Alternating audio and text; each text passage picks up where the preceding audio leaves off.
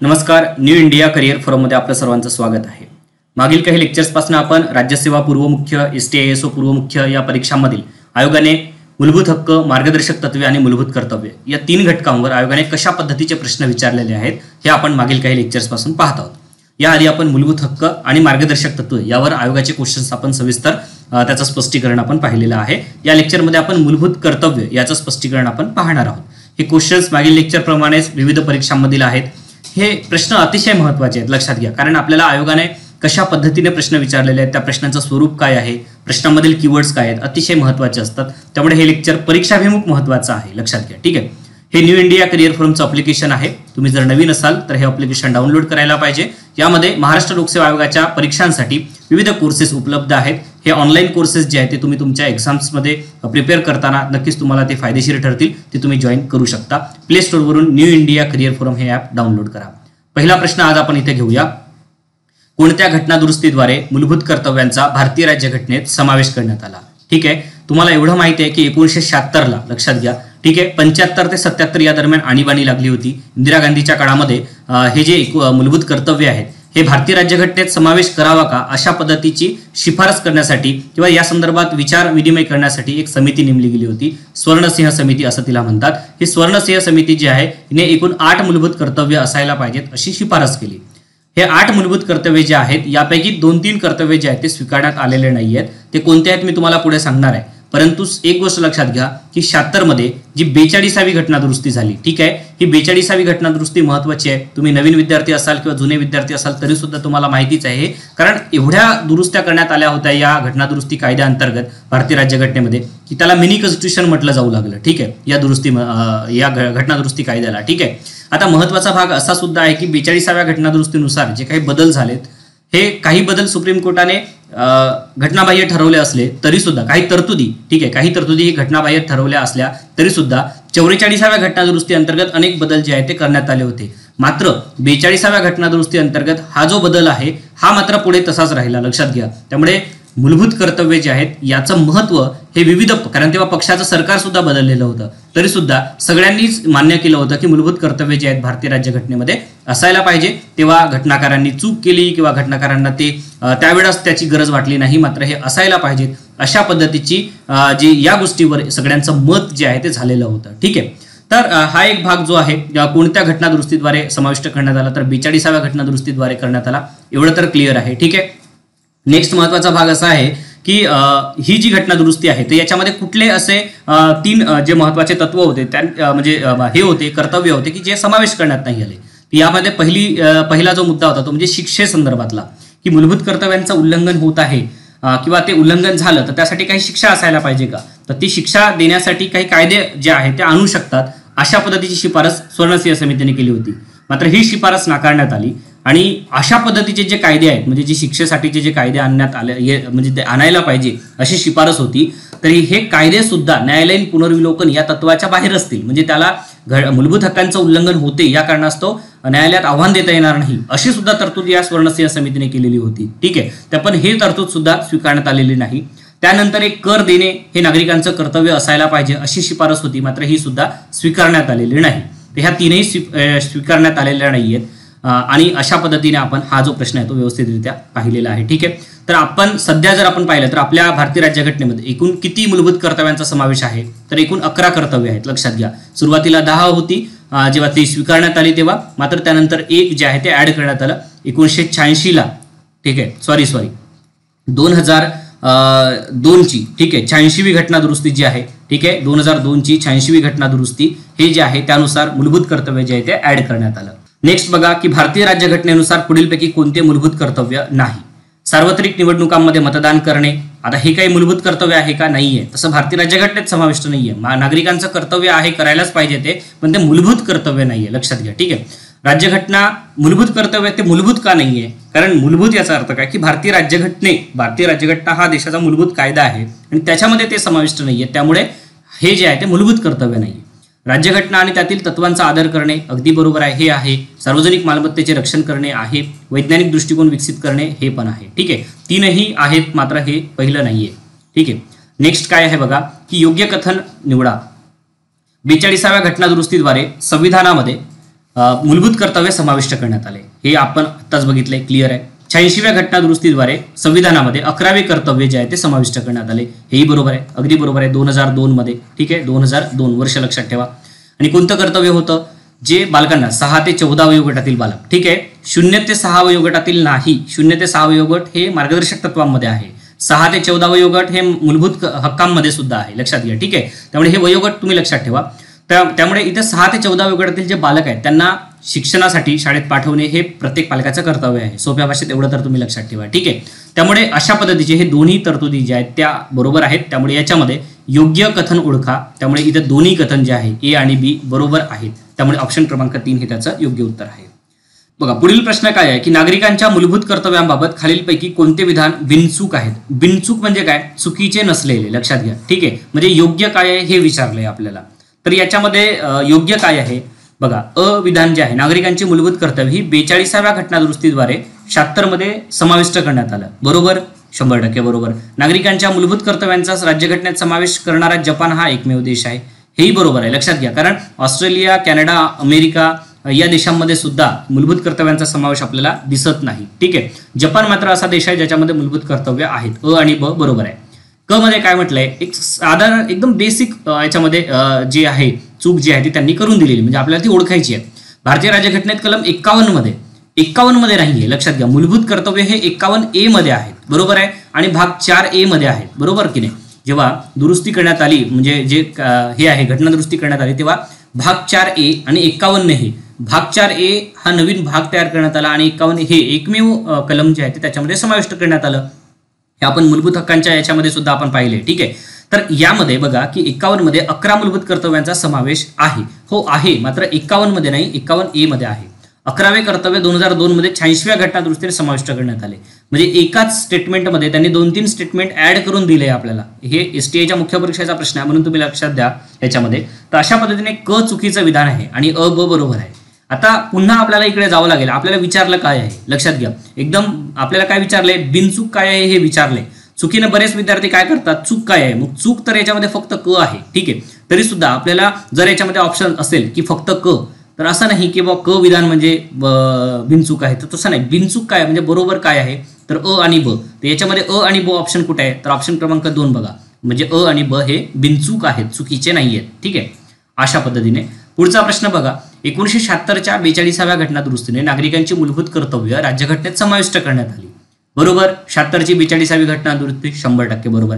आतापर्यंत जे आपण क्वेश्चन्स बघत आहोत ते एक स्टेटमेंट तर पहिलं आहेच हा की 1976ची 42वी घटना दुरुस्ती, ओके.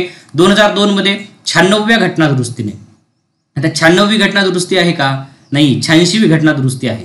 पण याच्यात प्रिंट मिस्टेक आहे का आधी आपल्याला बघणं गरजेचं आहे आणि त्याच्यानंतर मग आपण ऑप्शनकडे जाऊया. पण 86वी घटना दुरुस्ती आहे. घटना दुरुस्तीने मूलभूत कर्तव्यांची संख्या वाढून 11 झाली, हो बरोबर आहे. 86व्या मात्र 96व्या नाही. मूलभूत कर्तव्यांची शिफारस संथानम समितीने केली, चुकीचं आहे. आता आपल्याला याच्यामध्ये काय विचारलंय? कोणती विधाने बरोबर आहेत असं विचारलंय. म्हणजे अ सोडून ब आणि क तर बरोबर नाही आहेत, बरोबर आहे की नाही. परंतु आपल्याला इथे काय आहे? आपल्याला बिनचूक आणि पर्यायामध्ये नाहीये, म्हणजे हे कदाचित प्रिंट मिस्टेक असू शकतं, म्हणून इथे हे 86वीच घटना दुरुस्ती आहे, लक्षात घ्या. म्हणजे कदाचित हे आमच्याकडून टाईप करताना चुकलेलं असू शकतं.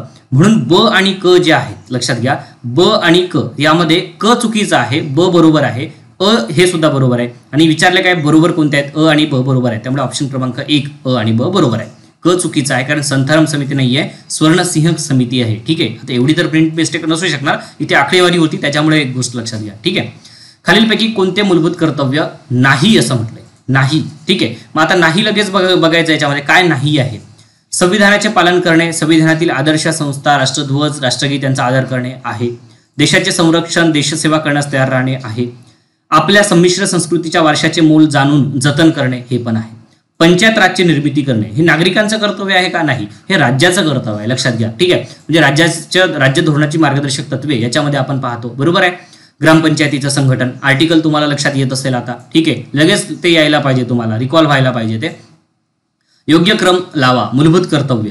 आता बघा, म्हणजे हे मुख्य परीक्षेचा प्रश्न आहे, त्यामुळे तुम्हाला प्रिलिम मध्ये जरी अशा पद्धतीचे प्रश्न येत नसले तरी सुद्धा तुम्हाला ते तोंडपाठ असणं गरजेचं आहे की पहिला क्रम काय, दुसरा क्रम काय, अशा पद्धतीने. किमान 11. तर हे 11चे 11 सगळे वर्ड्स तुम्हाला लक्षात राहतील का? नाही. कीवर्ड्स लक्षात ठेवा.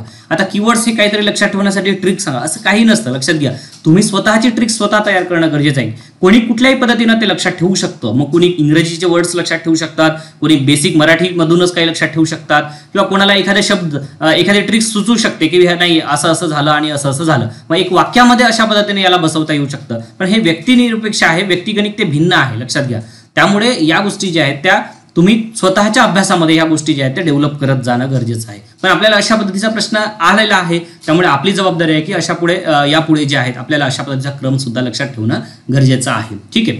राष्ट्रध्वज, राष्ट्रगीताचा सन्मान करणे, त्यानंतर सार्वजनिक संपत्तीचं रक्षण करणे, नैसर्गिक पर्यावरणाचे संरक्षण करणे आणि भारताच्या सार्वभौमत्वाचे रक्षण करणे. तर आपल्याला याच्यामध्ये अ ब क ड, अ ब ड क, अ ड क ब आणि अ ड ब क. तर याच्यामध्ये तुम्हाला ऑप्शन्स वरून सुद्धा जाता येऊ शकतं. पहिला जो विधा हे दिलेला आहे त्याच्यामध्ये अ हे पहिल्या स्थानी आहे. लक्षात घ्या, अ हे पहिल्या स्थानी आहे. ठीक आहे.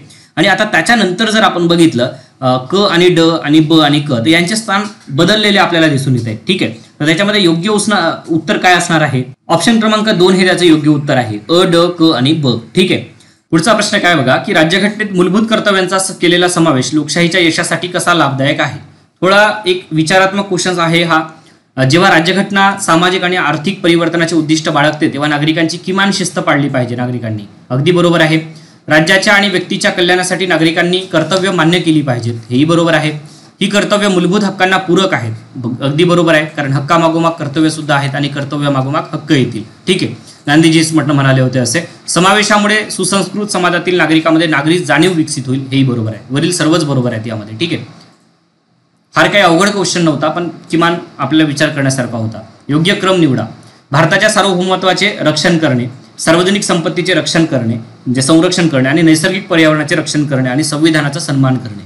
यामध्ये सुद्धा तोंडपाठ असायला पाहिजे. याचं योग्य उत्तर आहे ड, अ, क आणि ब. नेक्स्ट आहे मूलभूत कर्तव्यांच्या बाबत योग्य क्रम लावा. पुन्हा तोच प्रश्न आहे.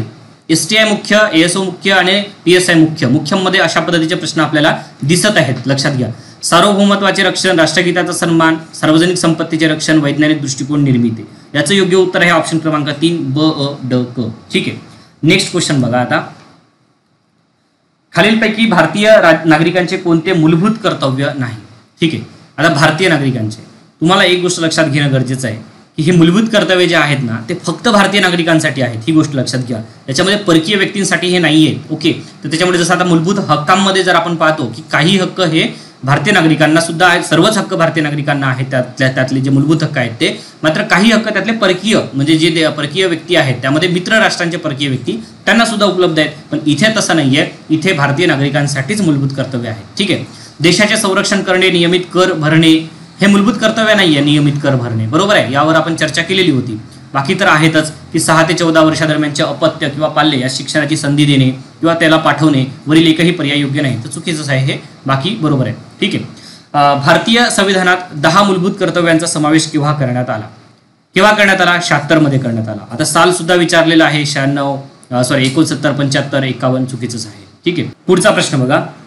मूलभूत कर्तव्यांच्या संदर्भात खालील विधाने विचारात घ्या. मूलभूत कर्तव्ये मूळ घटनेत नव्हती. बरोबर आहे. 76 मध्ये समाविष्ट करण्यात आली.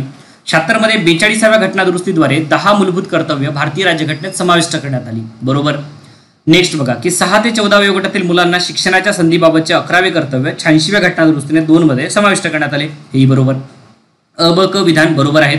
त्यामुळे इथे कोणते बरोबर आहेत? अ ब क. ऑप्शन क्रमांक 4 याचं योग्य उत्तर आहे. ठीक आहे. त्यानंतर स्वर्णसिंह समितीच्या शिफारशीनुसार मूलभूत कर्तव्यांचा समावेश संविधानात करण्यात आलेला आहे. बरोबर. मूलभूत कर्तव्य फक्त भारतीय नागरिकांनाच लागू आहेत. 100% बरोबर. लक्षात घ्या. केशवानंद भारती केस मूलभूत कर्तव्याशी संबंधित आहे. ठीक आहे. आता याच्यामध्ये केशवानंद भारती केस मूलभूत कर्तव्याशी संबंधित नाहीये. लक्षात घ्या. ठीक आहे. जो सुप्रीम कोर्टाने जे म्हटलं होतं बेसिक स्ट्रक्चरचं जे बेसिक डॉक्ट्रिन जे आहे ते आणलेलं होतं त्या संदर्भात आहे केशवानंद भारती खटला. ठीक आहे. त्यामुळे याच्या संदर्भात ते नाहीये. ठीक आहे. प्रश्नात आपल्याला काय विचारले की कोणते बरोबर आहे हे विचारले. त्यामुळे ऑप्शन क्रमांक 1 बरोबर आहे. ए आणि बी. कारण याचा संबंध सरनाम्याशी सुद्धा आहे. ठीक आहे. तर अशा पद्धतीने ए आणि बी बरोबर आहे. सी चुकीचा आहे. ओके. नेक्स्ट क्वेश्चन काय बघा की खालील विधाने विचारात घ्या. राज्यसेवा मुख्य परीक्षा 2015 मधला हा प्रश्न आहे. सरदार स्वर्णसिंह समितीच्या शिफारशीवरून 42व्या घटनादुरुस्तीने मूलभूत कर्तव्यांची यादी भारतीय राज्यघटनेत समाविष्ट केली गेली. ठीक आहे. बरोबर. हे आपण याआधी सुद्धा पाहिलं होतं. 2006 मध्ये 86वी घटनादुरुस्ती 6 मध्ये आहे का? नाही, 2002 मध्ये आहे, ही गोष्ट लक्षात घ्या. ठीक आहे. त्यामुळे 6 ते 14 वयोगटातील मुलांना मुक्त व अनिवार्य प्राथमिक शिक्षण देणे शासनास बंधनकारक केले गेले आहे. ठीक आहे. आता शासनास बंधनकारक केले गेले आहे कारण कसं आहे की ते मूलभूत हक्क आहे, ही गोष्ट लक्षात घ्या. ठीक आहे. परंतु हे 2002 मध्ये आहे, 2006 मध्ये नाहीये. याच्यामध्ये आपल्याला काय विचारलंय? कोणती विधाने बरोबर आहेत असं विचारलेलं आहे. त्यामुळे फक्त अ विधान जे आहे ते बरोबर आहे, बाकी सगळं चूक आहे. मूलभूत कर्तव्याशी संबंध नाही असं विचारलेलं आहे पुढच्या प्रश्नामध्ये. बघा, मुख्य परीक्षेचा प्रश्न आहे हा. ज्यामुळे आपल्या राष्ट्रीय स्वातंत्र्य लढ्यास स्फूर्ती मिळाली त्या उदात्त आदर्शांची जोपासना करून त्यांचे अनुकरण करणे. ठीक आहे. तर हे आहे का? त्याच्यामध्ये संबंध नाही आहे कुठले, हे विचारलेलं आहे. याचा संबंध आहे. आपल्या संमिश्र संस्कृतीचा समृद्ध वारशाचे मोल जाणून तो जतन करणे, याचा सुद्धा संबंध आहे. पण कमकुवत घटकांच्या विशेषतः अनुसूचित जाती जमाती शैक्षणिक आणि आर्थिक हितसंबंधास वृद्धी करणे हे राज्याचं कर्तव्य आहे, लक्षात घ्या. ठीक आहे. ऐतिहासिक हितसंबंध आणि राष्ट्रीयदृष्ट्या महत्त्वाच्या स्मारकांचे रक्षण करणे, आता हे सुद्धा राज्याचं कर्तव्य आहे. आर्टिकल 49 नुसार हे राज्याचं कर्तव्य आहे. ठीक आहे. ऐतिहासिक हितसंबंधाच्या आणि राष्ट्रीय दृष्ट्या महत्त्वाच्या स्मारकांचं रक्षण करणे. ठीक आहे. तर अशा पद्धतीने क आणि ड जे आहे हे जे आहे यांचा संबंध नाहीये, कशाची? मूलभूत कर्तव्याशी संबंध नाहीये. ठीक आहे. पुढचा प्रश्न बघा. भारतीय संविधानातील कोणता भाग हा महिलांच्या सन्मानाला न शोभणाऱ्या पाहिजे, त्या महिलांच्या सन्मानाला न शोभणाऱ्या प्रथांचा त्याग करण्याबाबत सुचवतो? कशा संदर्भात? तर हे मूलभूत कर्तव्यामध्येच नमूद आहे, लक्षात घ्या. ठीक आहे. मूलभूत अधिकार प्रस्तावना राज्याच्या मार्गदर्शक तत्वामध्ये नमूद नाहीये, ते कर्तव्यामध्ये नमूद आहे. भारतीय राज्यघटनेत खालीलपैकी कोणते मूलभूत कर्तव्य समाविष्ट नाही आहे असं म्हटलेलं आहे? समाविष्ट नाही. विज्ञान वृत्तीचा विकास करणे आहे, सार्वजनिक संपत्तीचे रक्षण करणे आहे, मतदान करणे नाही, राज्यघटनेशी निष्ठा बाळगणे आहे. ठीक आहे. पुढचा प्रश्न बघा. भारतीय राज्यघटनेतील व्यक्तीच्या मूलभूत कर्तव्याची तरतूद कोणत्या देशाच्या राज्यघटनेवरून घेण्यात आलेली आहे? USSR यावरून घेतलेल्या, जो आत्ताचा रशिया आहे. ठीक आहे. कारण त्यांचं म्हणणं असं आहे, जे समाजवादी विचारसरणी फॉलो करतात, की मूलभूत हक्क आणि मार्गदर्शक तत्वे मूलभूत हक्क आणि मूलभूत कर्तव्य हे समान आहे, त्यांना महत्त्व समान आहे. ठीक आहे, असं त्यांचं म्हणणं आहे. घटनेमध्ये मूलभूत कर्तव्यांचा समावेश रिकामी जागा शिफारशीवरून करण्यात आलेला आहे. मूलभूत कर्तव्यांचा समावेश स्वर्णसिंह समितींच्या शिफारशीवरून करण्यात आलेला आहे. भारतीय राज्यघटनेत मूलभूत कर्तव्यामध्ये नमूद आशय अंतर्भूत असला तरी खालील विधानांतील काही शब्द विशेषत्वाने नमूद नाहीयेत, ते जादाचे नमूद केले गेले आहेत. अशी खालीलपैकी कोणती विधाने आहेत? तर याचं योग्य उत्तर आहे ऑप्शन क्रमांक 4, वरीलपैकी सर्व. राष्ट्रध्वज, राष्ट्रगीत व देशातील कायद्याचा आदर करणे, स्त्रियांच्या व बालकांच्या प्रतिष्ठेला उणेपणा आणणाऱ्या प्रथांचा त्याग करणे, सार्वजनिक व खाजगी मालमत्तेचे रक्षण करणे, 8व्या वर्गापर्यंत शिक्षणाची संधी उपलब्ध करणे. मुख्य परीक्षेला प्रश्न आहे 12ला विचारलेला. ठीक आहे. खालीलपैकी भारतीय संविधानामध्ये दिलेले नागरिकांची मूलभूत कर्तव्य कोणते? अशा पद्धतीचा प्रश्न आहे. ठीक आहे. त्यामध्ये बघा, आपल्या संयुक्त संस्कृतीच्या विविधतेने नटलेला वारसा जपण्याचा प्रयत्न करणे, सामाजिक अन्यायापासून दुर्बल घटकांना संरक्षण देणे, वैज्ञानिक दृष्टिकोन व चिकित्सक वृत्ती जोपासणे, वैयक्तिक आणि सामूहिक कृतींचा सर्व क्षेत्रात उत्तमतेचा ध्यास घेणे. खाली दिलेले संकेत वापरून योग्य उत्तर निवडा. अ, क व ड हे योग्य उत्तर आहे. ब का नाही? कारण सामाजिक अन्यायापासून दुर्बल घटकांना संरक्षण देणे हे राज्याचं कर्तव्य आहे, बरोबर आहे. त्यामुळे भारतीय संविधानानुसार खालीलपैकी काय एक मूलभूत कर्तव्य नाही म्हटले आहे. ठीक आहे. याच्यामध्ये बघा, निवडणुकीत मतदान करणे हे नाहीये, बाकी सगळे आहेत. ठीक आहे. पुढचा प्रश्न बघा. माणसाच्या कर्तव्यांच्या जाहीरनाम्याने सुरुवात करा आणि मी खात्री देतो की जसा हिवाळ्यानंतर वसंत ऋतू येतो तसे हक्क मागोमाग येतील. तर कोण म्हटले होते? असे महात्मा गांधी म्हटलेले होते. ठीक आहे. तर अशा पद्धतीने आपण मूलभूत हक्क, मार्गदर्शक तत्वे आणि मूलभूत कर्तव्य हे तीनही घटक आयोगाने काय काय क्वेश्चन्स विचारलेत आणि कशा पद्धतीने त्याचा स्वरूप आहे हे आपण याच्यामध्ये पाहिलंय. आय होप की तुम्हाला हे लेक्चर आवडलं असेल. भेटूया नेक्स्ट लेक्चरमध्ये. थँक्यू.